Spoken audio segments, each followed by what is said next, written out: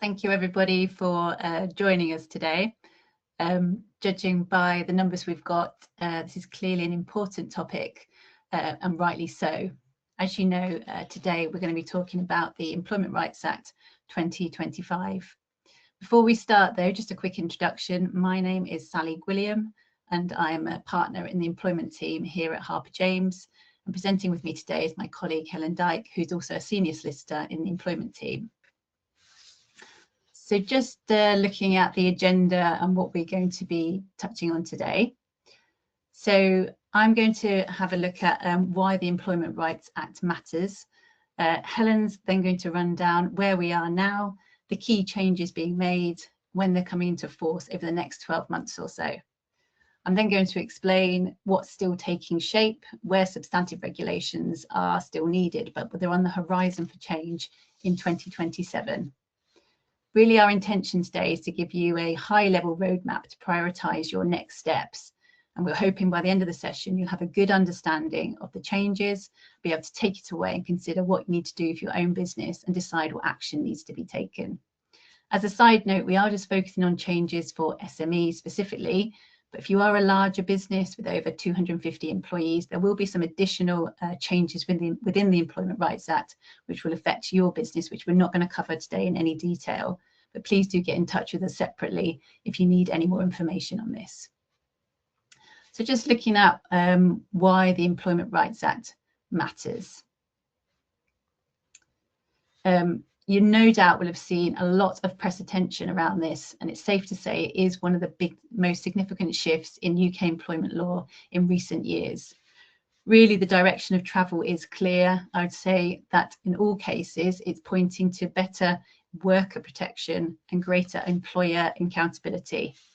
We will say though, and this will be the theme throughout, don't panic at all. It's all manageable with some good planning.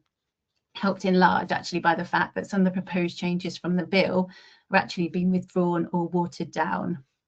Where we don't have any detail, which we don't for some of the changes that are coming into place, Harper James will continue to provide updates through our Employment Rights Act hub on our website. We'll send out regular newsletters, posting updates on LinkedIn and where you are existing clients during any touch points you have with our employment team. So over to Helen for the detail. So let's take a look at where we are now. Well, finally, after a bit of ping pong with the House of Lords, the Employment Rights Bill is now the Employment Rights Act 2025. It became law by royal assent on the 18th of December of 25. These changes are going to happen throughout 26 and 2027 on a phased basis. So like Sally said, it is giving you time to prepare and make sure that you've got things in place. The uncertainty has definitely reduced, but there does remain aspects of the new law that continues to develop. And this means that you as employers, you should be preparing, considering the impact of these changes on your business, but also realizing you're not on your own. Many of our clients that we're talking to, probably like you, are aware of the headlines, but haven't got into the detail yet, haven't reviewed policies, haven't looked at contracts, haven't thought about carrying out training for staff. So this is where we're here to help. The government is still consulting on various parts of the Act, so we're still not complete. And they are seeking views from employers, from workers, from trade unions. And if you're interested, you can register to receive updates via gov.uk. So what has changed already? Well, there have been a range of changes to trade union and industrial action matters. I'm not going to go into detail on this, but it's just to flag it that there have already been some changes in this area. If your organisation does recognise a union and you need some guidance on this, then please let us know. But yeah, just to emphasise again, the key point, if nothing has been reviewed yet, please don't panic, but now is the time to start ensuring that your business is ready. So let's take a look at the main employment law changes that are happening, and they start to happen in April 26, so it's not too far away. First up, we've got the sick pay changes. These will all happen on the 6th of April of this year. So statutory sick pay will be paid from the first day of illness instead of the 4th day. This is quite a big change in terms of payments due. The aim is to prevent staff work when unwell, and it also means that the lower earnings limit will be removed entirely. So currently, workers have to earn a minimum amount to be eligible for statutory sick pay. So the key action here then is to make sure that you've reviewed your absence policies and you've considered the impact on short-term absence management. Is this going to change things for staff in the way that they view absence? Is it going to change things for you as a business? Do you need to tighten up on short-term absence management? Then secondly, coming up, another big change is around paternity leave and parental leave. This will come into effect again on the 6th of April. So paternity leave will become a day one right, and this will allow someone to give notice of leave from the first day of employment. And that's a change from currently having to work for the employer for 26 weeks. So quite a big change there. And then ordinary parental leave or unpaid parental leave, that will also become a day one right. Currently, it's a requirement of 1 year of service to be eligible. So the action, quite obviously here, is to look at your policies. So do review your paternity and your parental leave policies now to make sure that you're ready for that change. Then moving to collective redundancy. So a change here in the way that tribunals compensate in claims. So the maximum protective award, so that's an award for failing to consult in a collective redundancy, that's going to double from 90 days pay to 180 days pay, and that change will take effect on the 6th of April. So the action here, if you're thinking about going through collective consultation, so that's where there are 20 or more redundancies or changes to terms with the possibility of dismissing and re-engaging, then what we need to do is make sure that that collective redundancy consultation process is fully compliant with the legal process. You might want to think about training staff on the risks, on the obligations in advance, obviously thinking about taking some legal advice and making sure that you've really got good, clear records of what you've done within that consultation process. The Fair Work Agency, this is an interesting one. It's going to be established in April, and it brings together existing enforcement bodies, and it will be taking on responsibility for enforcing employment rights, and that's going to focus on things like holiday pay and statutory sick pay. So it means that there will be a single central authority that will oversee a wider range of employment law compliance. And I think this is going to likely mean increasing scrutiny for employers. The agency is able to issue notices, impose penalties and investigate. So that could mean more of a burden for employers. Just making sure that you've got your processes up to scratch is really, really important. Whistleblowing protection for sexual harassment. So sexual harassment is going to become a qualifying disclosure under whistleblowing law from the 6th of April. And this will mean protection from detriment and unfair dismissal for any whistleblower that makes a sexual harassment disclosure. So the action here, it's another policy review, I'm afraid. So having a look at your whistleblowing policy, does it cover off sexual harassment disclosures? Have we thought about training staff on that enhanced protection and making sure that everybody is aware of the right around that? Just to flag gender pay gap and menopause action plans.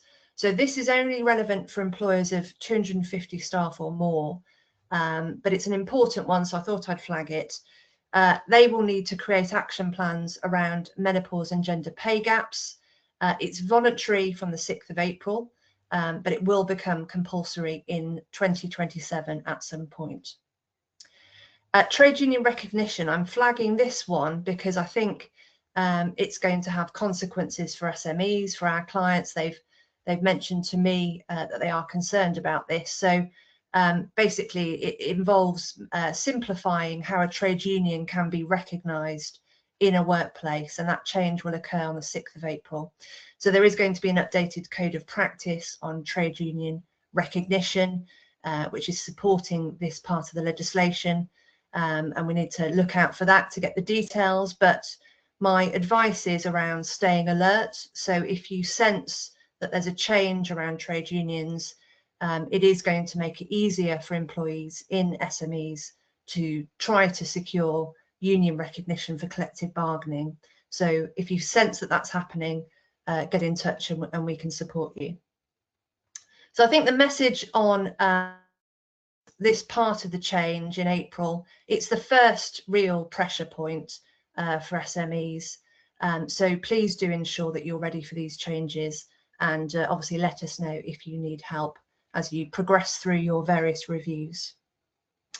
So moving on to autumn 2026, so they're looking at these reforms. We're still looking at changes that will be implemented subject to government consultation. So again, we just need to keep an eye on how things develop with that. But these changes are going to happen in October 26. So firstly, we're looking at sexual harassment protection. There've already been some changes around this already that you should be aware of. But the change coming in is that employers will need to take all reasonable steps to prevent sexual harassment. So the current law refers to reasonable steps. So arguably a higher burden for employers, but emphasis on the word reasonable there depends on your circumstances. Third-party harassment protection is a really interesting one. It used to be in the law some time ago, then it was removed, and now it's being put back in. So employers will be liable from October for harassment from third parties. So I'm thinking for perhaps retail or hospitality organisations, any kind of customer or client, anybody that they interact with, your staff, then unless you've taken all reasonable steps to prevent that harassment from happening, there is going to be a risk of liability. And this change applies to all types of harassment. So key action around this is that the risk is beyond just legal risk, it's reputational risk. I think this is quite a big change for everybody. So you really need to think about the culture of your organisation. I think training is going to be extremely important. Looking at risk assessments will feed into that training, and then making sure that you've got really good reporting mechanisms for staff so that they can get the support from you. That sort of thing is going to be really critical to make sure that you can demonstrate that you've taken all reasonable steps in that area. Extended tribunal time limits. This is an interesting one. Time limits for making all types of claims to an employment tribunal, that will increase to 6 months in October, except for, rather oddly, breach of contract claims that are arising or outstanding on termination of employment. So we're not sure if that exclusion of breach of contract claims is intentional, but it is there for now. And obviously we all know the current time limit for most claims is currently 3 months. So quite a change, a longer window. What does that mean? Well, that means possibly more uncertainty for employers. If you've got an issue that you're dealing with an employee, you're just going to have to wait longer until you find out if they're bringing a claim or not. On the other side of things, it should hopefully allow more time to resolve disputes. That's certainly the intention behind it. And I think it's going to mean that we need to think about our witnesses, obviously fading memories over a longer period, a greater need for making sure your record keeping is really robust, and overall just a real risk to management decisions around facing that scrutiny over an extended period. So just be careful around that. And then finally, just to flag that there are more changes around trade union rules. Again, I'm not going to go into detail, save to say that there is a new duty for employers to inform workers of their right to join a trade union. So that will be coming in. So we're hoping that that will be something that you can put in your contract or potentially alongside the contract. So in most cases, it's just an extension, the next stage of changes that you need to look at before the next tranche, which comes in January 27. So just moving on to January 27 reforms. And in most cases, again, these changes are going to be implemented following government consultation. So first up, we have fire and rehire. So this is where you're looking to dismiss somebody and then re-engage or rehire them on, from their point of view, worse terms and conditions, or potentially dismissing them and replacing them with somebody else, perhaps a lower paid employee. So this is going to become an automatically unfair dismissal in many cases, unless there is a defence. So unless the employer is in severe financial difficulty and has no reasonable alternative. And this is going to change on the 1st of January next year. Originally, we're expecting this in October, so it has been pushed back. And the government is currently consulting on what a restricted variation should include. There will be an updated code of practice to support the change around this. So we need to wait to see that detail. But one tip I might say right now is that if you're looking to make any kind of change which is across the board within your workforce, then you might want to think about getting it done sooner rather than later this year before that change comes in. So the big one then, unfair dismissal reform. This is probably, I would say, the most significant change for SMEs. Certainly talking to clients, they're really concerned about this when I flag it to them. And the aim is all around increasing job security for employees. Originally, you probably saw in the press, the protection from unfair dismissal was expected to become a right from the first day of employment. Well, the government changed that before the bill became law, and we now have the position that from the 1st of January of next year, employees will have protection from unfair dismissal, which will become a right after 6 months of being in the job.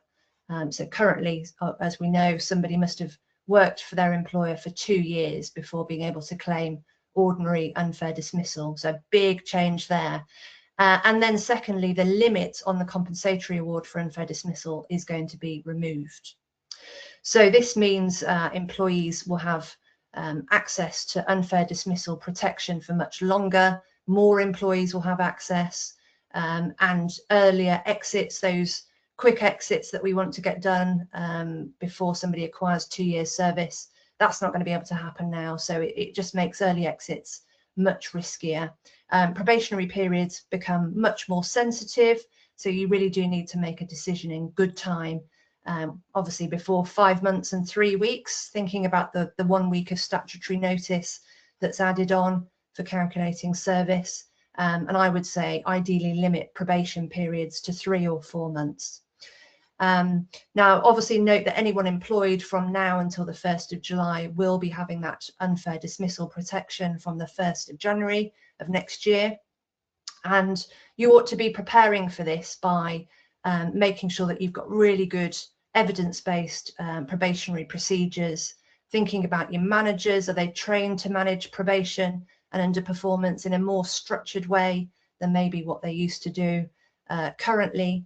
And have a look at those probationary clauses just to make sure that you've got the period under six months. So I think this is a real major cultural shift for SMEs who typically rely on flexibility. So one to really think about as to how it's going to impact your business. So over to Sally, who will be covering what is coming up in 2027. Great, thank you very much, Helen. So yeah, she said, I'm going to look at some key changes that are expected to take shape in 2027. For most of them, quite a lot of substantive regulations are still needed, but they're going to have a big impact, some of these, on the businesses. Quite a big one is going to be for businesses that use 0 hours workers or low hour workers, or actually some agency workers. Essentially, what the Employment Rights Act is looking to do is to impose a duty on employers to have to offer guaranteed hours contract to these sorts of workers that reflect the hours they regularly work.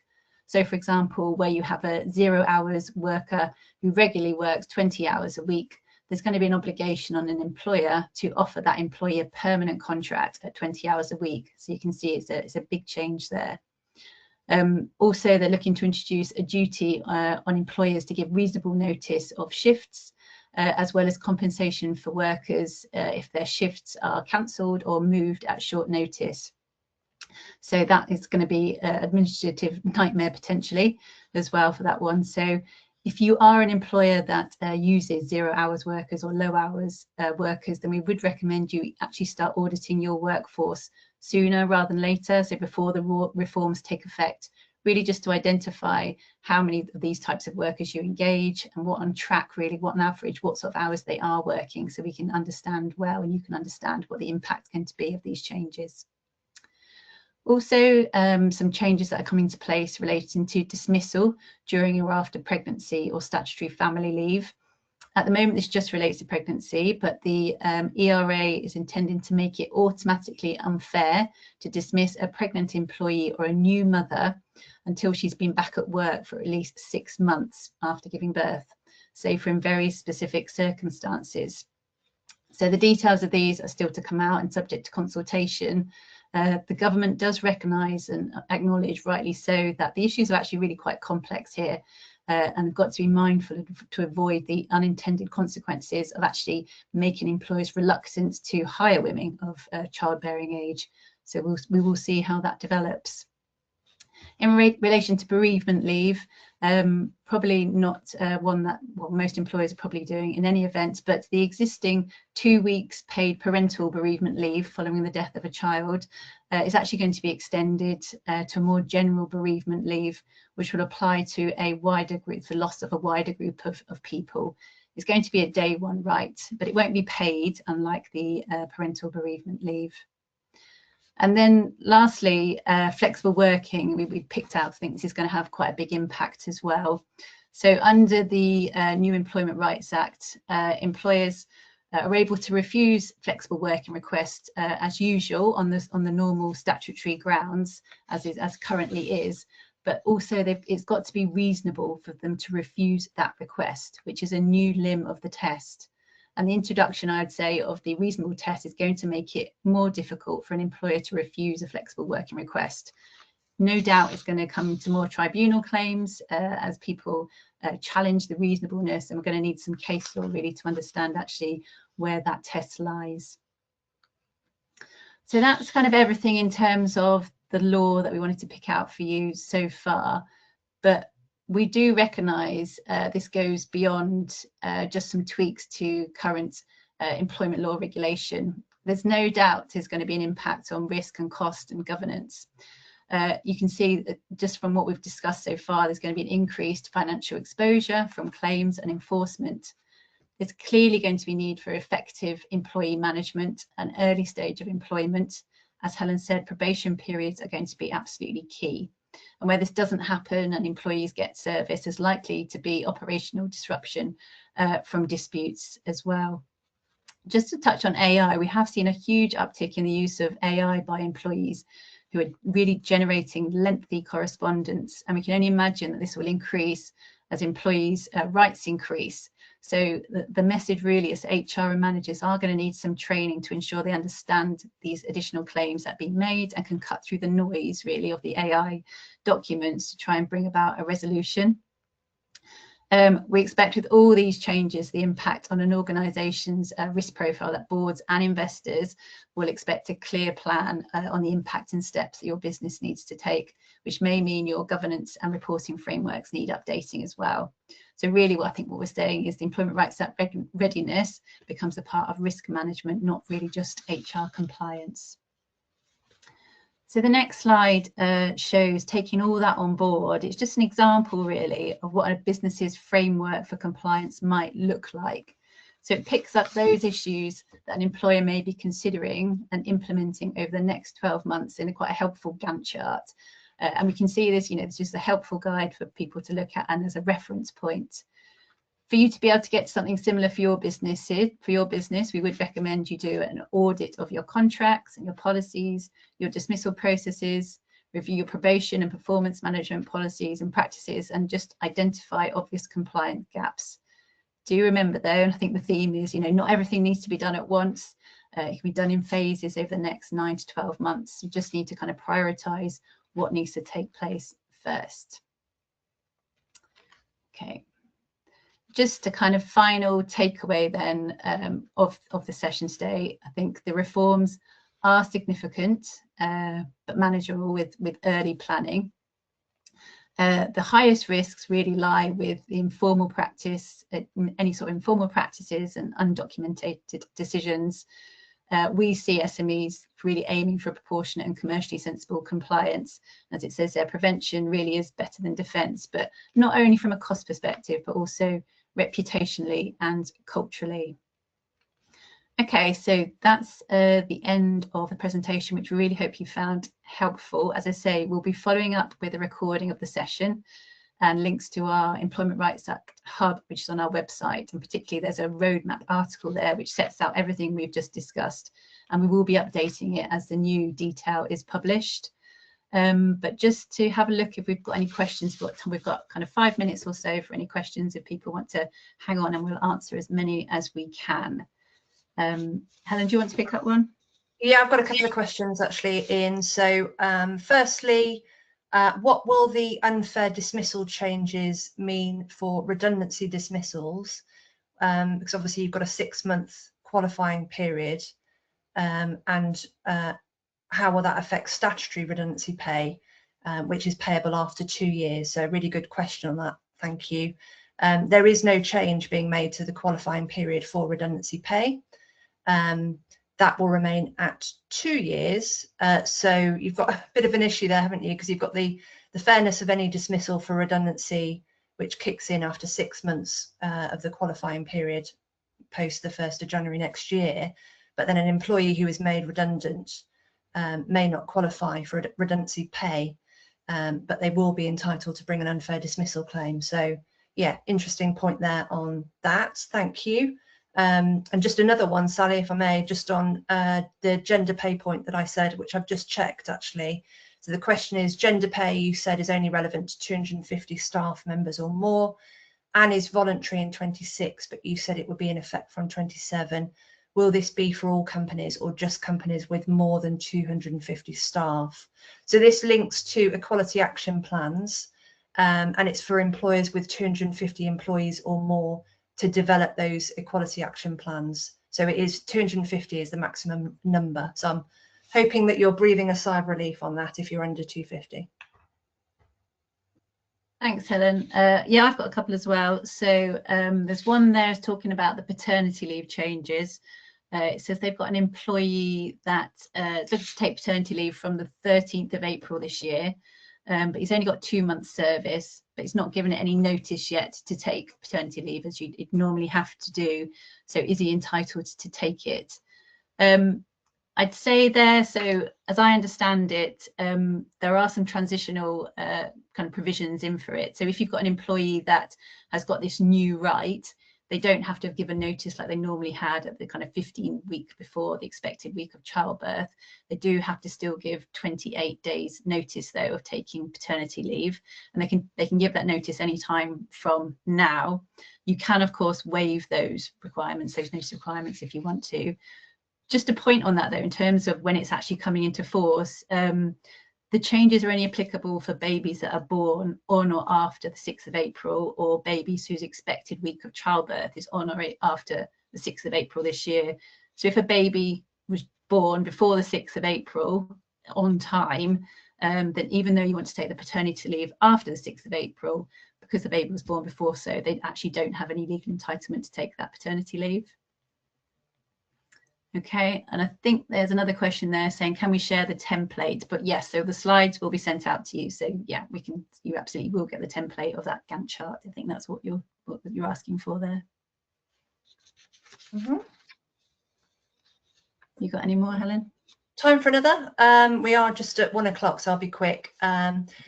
What actions should we be taking to prepare for the responsibility to take all reasonable steps to prevent sexual harassment, including from third parties? So I guess a little bit of reassurance. The change means that you have to take all reasonable steps. And I know I keep emphasizing the word all reasonable steps. But the key point is it's still what is reasonable in each case. So if you're a small business, that expectation is going to be lower than a huge company. So just take stock of that, but do have a look at the Equality Commission guidance, which is really good for practical advice.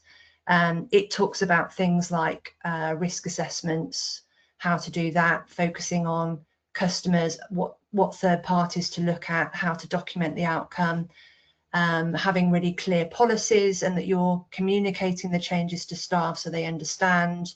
How do you do that? You do that through training, maybe different training for managers and staff, but they need to understand what harassment is, how to deal with it, make sure that reporting is really simple and that it can be done on a confidential or anonymous basis.